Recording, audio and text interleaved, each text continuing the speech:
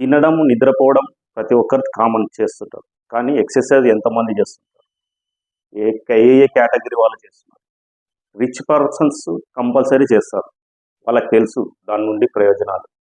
Poor persons ఎలాగో చేస్తుంటారు, కష్టపడుతుంటారు. కాబట్టి మధ్యతరగతి వాళ్ళు, మిడిల్ క్లాస్ పర్సన్స్, వాళ్ళతోనే ప్రాబ్లం.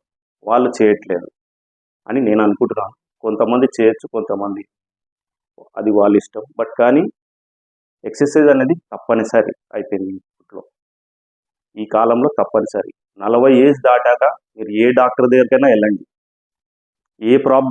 ఏ ప్రాబ్లం ఫేస్ చేసినా వెళ్ళండి, ఫస్ట్ క్వశ్చన్ అదే, బరువు తగ్గండి.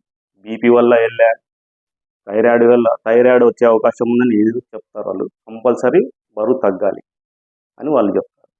కాబట్టి ఎక్సర్సైజ్లు, వర్కౌట్లు మన డైలీ హ్యాబిట్స్ కింద కంపల్సరీ చేయాలి. హెల్త్ ఈజ్ వెల్త్, ఆరోగ్యమే మీ సంపద. మానసిక ఒత్తిడికి శారీరక శ్రమ వల్లే కంట్రోల్ చేయగలుగుతాం. కాబట్టి ప్రతి ఒక్కరూ డైలీ ఎక్సర్సైజ్ మానకండి.